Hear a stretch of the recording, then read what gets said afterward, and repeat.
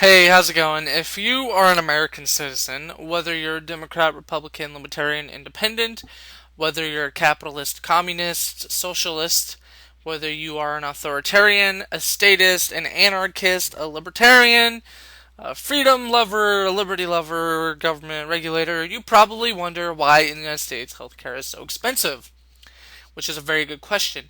Now, before I go on, I will say that I admit my bias. I'm not going to tell you what my bias is, but what I will say is when I did this research, I was really skeptical, and I changed my mind after doing this research.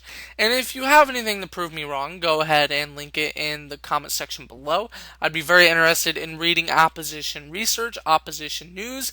I have read enough of the opposition because I read both in order to do this research so I can get a better understanding of why it is so expensive. So I've heard what both sides have to say, and for the most part, from what I've read on the opposition, that was refuted by what I read in this opposition. So there's that for you. I don't have any doctor credentials or any policy making credentials. I'm not a politician, a regulator. I'm not a doctor. However, I am an honor student in social studies and in mathematics. So there's that. So when before we get too started, let's go with some basic statistics. The United States Census Bureau estimates that 45.8 million Americans, 15.7% of the total population, lack health insurance. So that is an alarming number. So let me just read. No, yeah, no. Let's start on that actually. That is a very alarming number. That 45.8 million Americans are uninsured and don't have access to health insurance. However, the statistics a little misleading because it's not specific. My problem with statistics is that they don't specify anything. Like, for instance, they did specify that 45.8 million Americans are uninsured, 15.7% of the total population. However, they didn't specify what percentage of that 45.8 million have access to health, to medical needs, medical care. How many of them are getting it through donations? How many of them are actually getting the medical care they need and just go out with a bill? How many of these Americans are getting health care through charity? How many of these 45.8 million Americans are getting health care from free clinics? It doesn't state that, but instead it gives you a very alarming number. 45.8 million Americans are uninsured. Holy moly. That is a huge number of Americans uninsured. We need to do something about this. But it doesn't specify how many of them are actually getting medical coverage. Anyway, the next statistic is lack of health insurance is associated with as many as 44,789 deaths per year in the United States. And there's the source. And I mean, that is an alarming number. 44,000 people died per year. That is crazy. That is my entire county that I live in, okay? Or at least most of it, 80, 70% of the county that I live in. Um, However, the statistic bothers me too. Because, yes, we get it. 44,000 Americans died because they didn't have health insurance. However, here's a question. Here's maybe one or two questions that I have.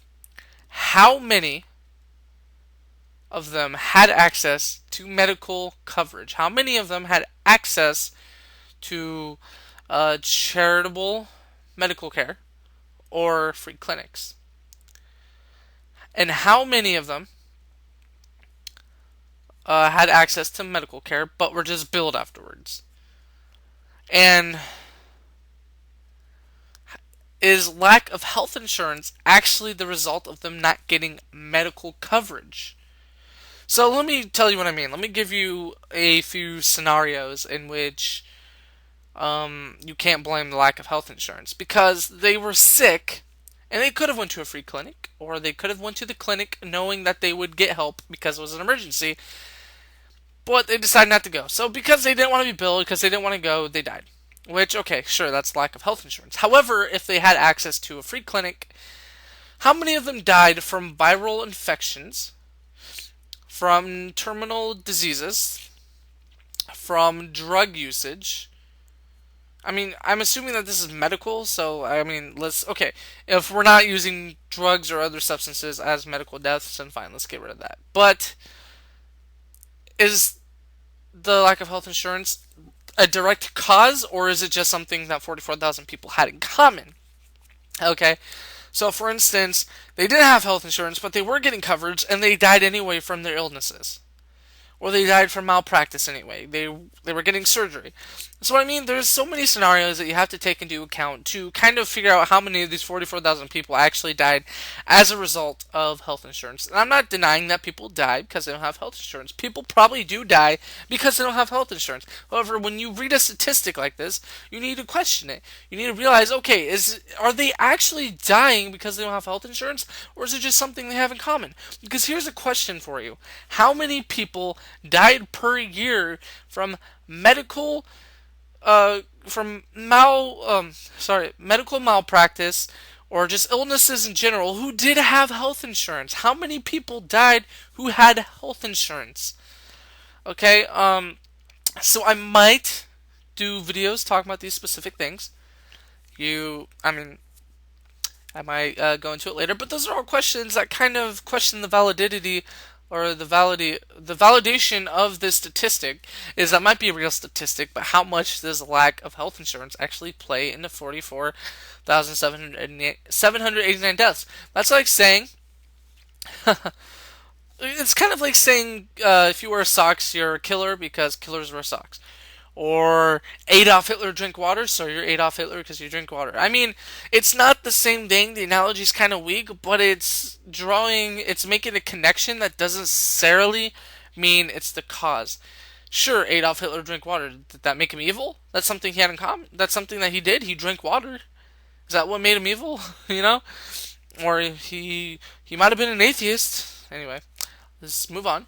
People without health insurance had a 40% higher risk of death than those with private health insurance as a result of being unable to obtain necessary medical care. So, when they say 40% higher risk of death than those with private health insurance, that is an alarming statistic. However, I'm questioning the statistic. I mean, say these are real statistics. I believe the first two are real statistics. However, I just don't think they're specific enough in breaking down the statistics. Instead, it's a very obvious what this is going towards. But like I said, there's many questions that will easily cut those statistics in half, in quarters, in thirds. You know, so in eighths, even, I mean, just the smallest amount. Even if you could knock off 4,000 deaths per year because they died anyway, even if they were getting medical coverage, and you could knock another 4,000 off, that's saying they were getting medical coverage, or just stuff like that. So, I mean, where are they getting that you have a 40% higher risk of death than those with private health insurance? How do you measure that? Okay, I don't understand. How do you say that this is why the number doesn't make any sense? If you've read ahead of me, you already know. So let's put this in perspective. So 44,789 deaths out of 300 million people, which is the United States population. So you take 300. There's more than 300 million. So just so you know, this number is going to be actually bigger than what it would be if we knew the actual population of the United States, which is around 400 million almost. But just for the sake of argument, we're going to do 300 million, which is what has been associated with this country for a longest time. Um, so you have 100% of the population. You make that a fraction with, we don't know what the percentage out of 300 million Americans that died. So, but we have 300 million, which is equal to 100%. So you put 44,000 over 300 million people, because that's the amount of people that died out of 300 million. And then you times that by 100%, and then you divide it by 300 million. Okay, so you divide 44,000 by 100% to see how much 44,000 of 300 million, what percentage that is. And it equals out to 0.0149% of the population dying as a result of lack of health insurance. So that's less than 1 or 0.1% of the population dying as a result of lack of health insurance. So again, how many of these people actually died because they didn't have health insurance? How many of them died when they were getting medical coverage? How many of them died because they chose not to go to a free clinic or chose not to get billed? How many of them? My point. How many of them actually had medical coverage through charity or free clinics? And then when we go lower to analyze where they get the 40% of, we know that 45.8 million Americans don't have health insurance or didn't have health insurance in that year. And 44,789 of them died. So if you do the math, you take 45.8 million, so 45 million, 8,000 as the amount of Americans who are unemployed. So that is 100%. We're going to make that its own statistic. It's 100%. So 45.8 million is equal to 100%. So 44,000 people died out of 44,789 died out of 45.8 million. So you'll put 44,000 above 45 million, and you'll times it. You'll times 44,000 by 100% to see what percentage of 45.8 million people died. And that equals out to 0.09779257641392114, and I included the entire number that appeared in the calculated percent. That is less than 0.1% of people who are uninsured dying.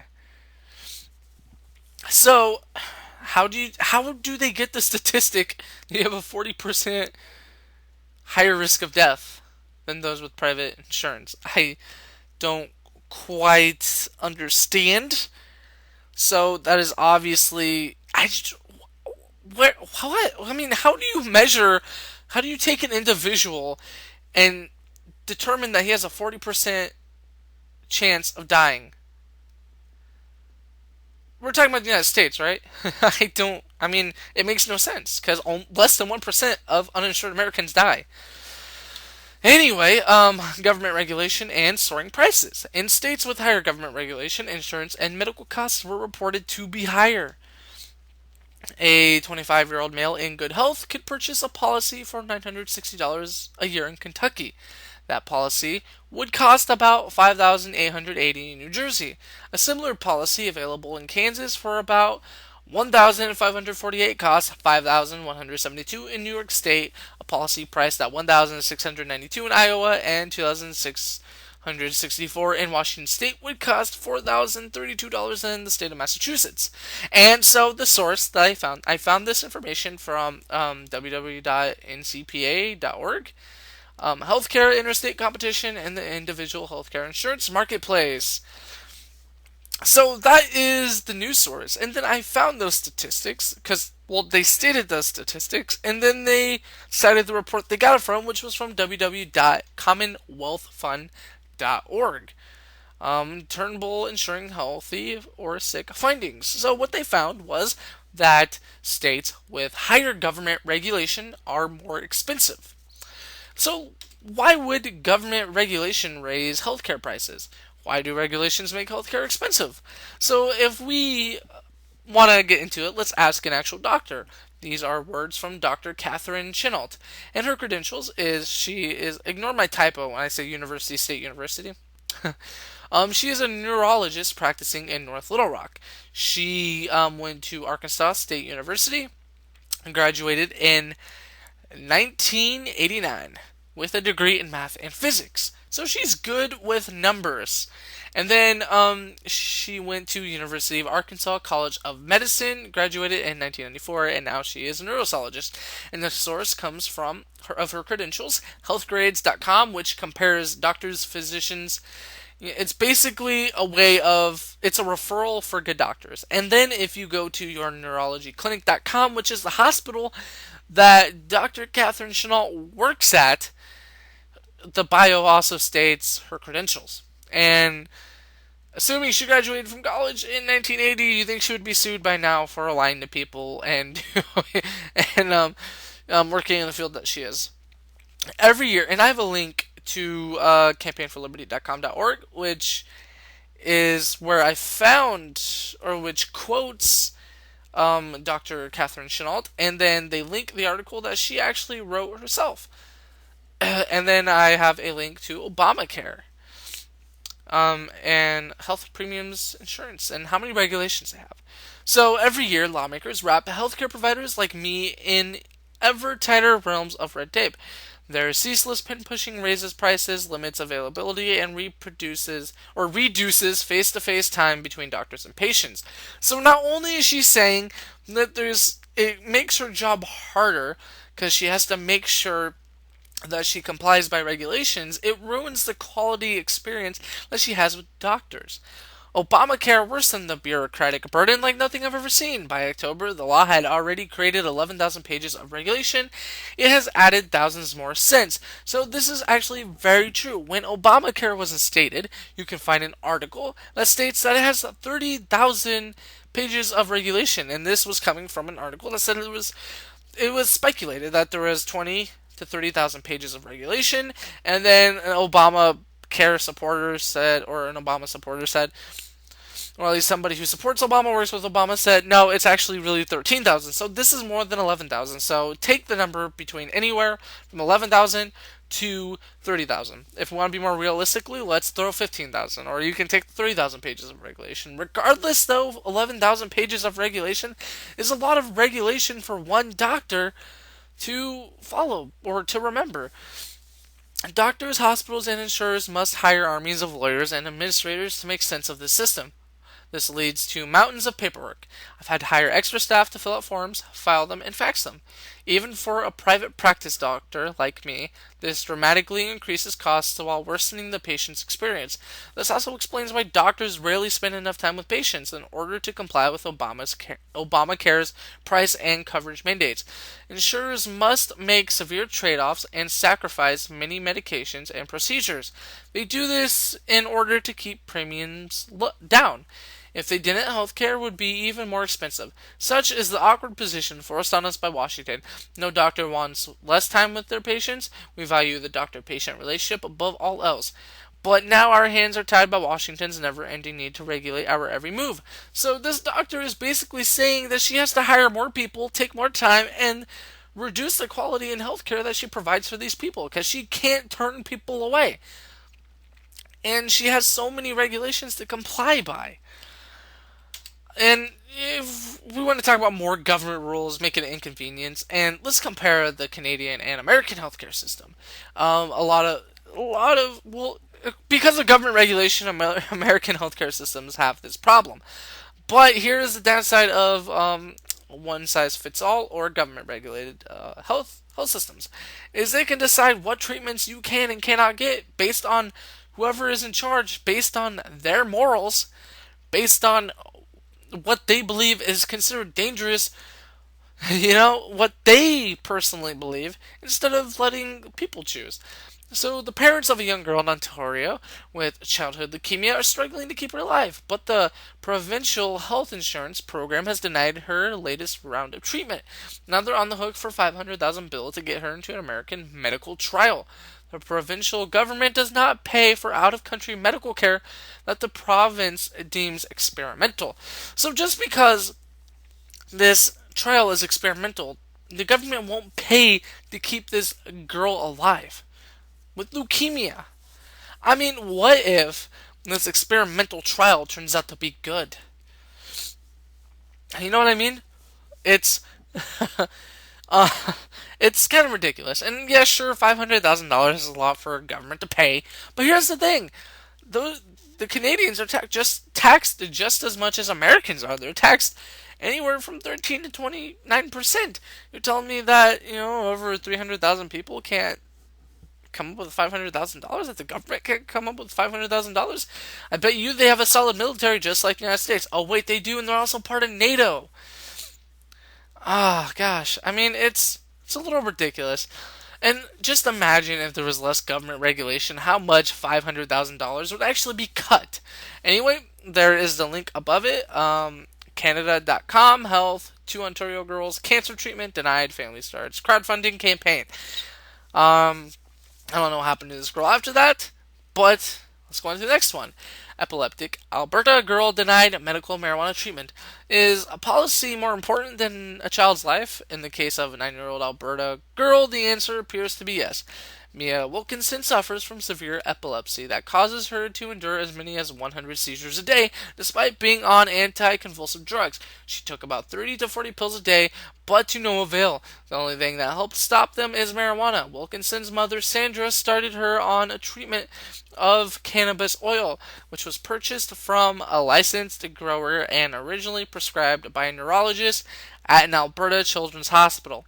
Alberta Health Services, however, has a policy whereby children suffering from epilepsy cannot be treated with medical marijuana, even if the treatment works. This is the downside of government control or government regulation, is that they deny you stuff based on their morals. Because marijuana is not accessible to kids, so even if it saves their life or cures their seizures, or even if it brings 100 seizures down to 90 seizures or to 50 seizures, to even one seizure, she should be able to use marijuana as a source to cure her. You don't even have to have her smoke it. You don't. You give her freaking marijuana pills. Oh gosh. Oh jeez. Yeah, marijuana pills. You don't. She doesn't need to sit there and smoke it through a joint or through a bowl. So that's the downside to government regulation. And this is the Canadian healthcare system that people praise for having free healthcare. Now let's talk about how good is free healthcare system. So there was a report by the CommonwealthFund.org that well, let me just read what it says. This report includes 80 indicators grouped into 5 dimensions of performance: quality, access, efficiency, equity, and healthy lives. So what they did was they ranked each healthcare system based on the things that they said: quality, access, efficiency, equity, and healthy lives. And they had 80 indicators. The United States is ranked at 11 as of 2014. Guess what Canada is ranked at? It's number 10. Okay, and then we have countries like the Netherlands at ranked 5, which isn't bad, but it's not good. France at 9. But anyway, we're comparing Canada to the United States. United States without free healthcare and Canada with free healthcare. Huh. I don't know, it's just kind of strange that a country with free healthcare is praised for being better. It's a little less, it's less quality than, or is just about the same quality as the United States. And, I mean, in 2010, Canada was 6th, while the United States was 7. In 2007, Canada was 5, while the United States was 6.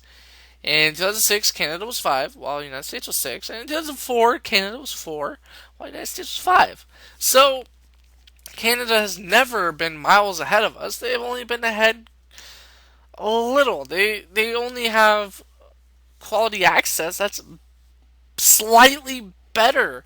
And we don't know how far this margin separates it. It's obviously not a huge margin if you go all the way down to number 1 in the United Kingdom. I don't know Australia's healthcare, France's healthcare, Germany's healthcare, Netherlands' healthcare, New Zealand's healthcare, Norway, Sweden, Switzerland, or United Kingdom's healthcare systems. I don't know, but we're comparing it to Canada, which is what people praise as being a superior healthcare system. Might be cheaper, but more government regulation. Quality is just the same, and you get denied certain treatments. And competition, putting purchasing power in the hands of consumers, is only half of market-based reform. We also need to increase competition in the insurance market. Today, for example, people can't purchase health insurance across state lines. This effectively creates near monopolies in many states, with only a handful of insurance companies controlling the vast majority of a state's market. For example, in New York, just 2 insurers, GHI and Empire Blue Cross, represent 47% of the market. In New Jersey, a single insurer, Horizon Blue and Blue Shield, controls 43% of the market, and in Connecticut, WellPoint holds an astounding 55%. Nationwide, there are more than 1,300 insurance companies, including some 500 nonprofit, cooperative, and mutual insurers. Consumers should be able to buy insurance from any of them, forcing insurers to compete on price and service. Imagine if Your insurance company that cost you $900 was competing with another insurance company that cost $900,000. One of them is going to give you either better health care or going to lower their price. So there's that. Um, so say I was a libertarian. What are solutions? So where would I compromise with the left or anybody, even the right, who claim that universal health care is a right? Well, I'd say, okay, let's return power to the states. And this is from CatoInstitute.org. Congress should follow the lead of successful Clinton era welfare reform and return funding and responsibility for the program to state governments in the form of a block grant. This would allow states to treat Medicaid like other welfare programs, imposing work requirements, time limits, and tougher eligibility requirements. States could experiment with new delivery and reimbursement models, including subsidizing private insurance for the poor. Finally, a block grant would cap Medicaid spending and end the practice of states leveraging federal funding to expand their programs beyond what they can afford. So my thing is look, if you want universal health care for citizens, let states do it. Let a state give universal health care to their citizens. Because listen, when you have 50 states, what you have is you have 50 laboratories of innovation, of competition. So say one state provides, say the state of Oregon provides health care for all of its citizens. Say Washington State has their health care, has citizens pay for their own health care. And say California has citizens who pay for their own health care, but if you're over 65 and you make under a certain wage, you get free health care. Now, what you could do then is start comparing statistics for each of those states. So, how many people are uninsured? How much it costs the government or citizens to be insured? How many people die in medical practice? So, specifically, how many people die from medical causes? And then we can start doing statistics like how many uninsured people die from medical practice. And then make sure you include how many people died with medical insurance. And then how many people have access to uh, health coverage, whether or not it's from insurance, charity, or free clinics. And then you could also put in a statistic that states, like kind of like what the Commonwealth Fair or Wealth Fund did, where they compared these states, excuse me, how much the states cost, or sorry, the ranking, how they ranked countries. How which country has better access, quality, equity, healthy lives, so on and so forth, and which citizens are generally happier on a scale from 1 to 100, and just pull over 1,000 citizens from each state. That is the way that you figure out which healthcare system is better. And listen, if say the universal healthcare works better for that state, then other states see that and like, okay, maybe we should do this for our people. That's what makes sense to me.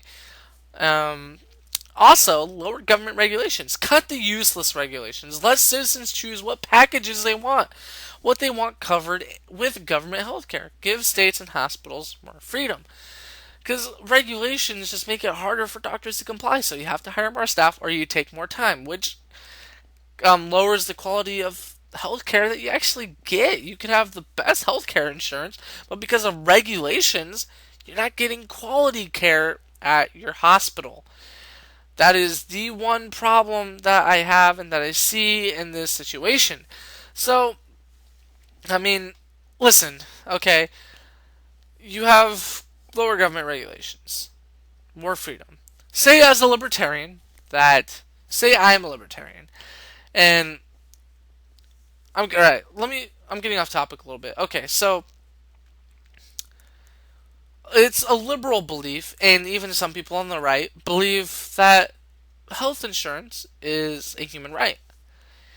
Here's where I think libertarians go wrong or turn a lot of people off is when they say, no, it's not a right. You have the right to seek healthcare. You have the right to chase for healthcare. Okay, yeah, it turns a lot of people off because, like, oh shit, I have to worry about my own healthcare. I'm not guaranteed healthcare. Here's the thing: the Declaration of Independence says you have the right to life. So if it's an emergency, you have the right to healthcare no matter what. But here's the thing about that.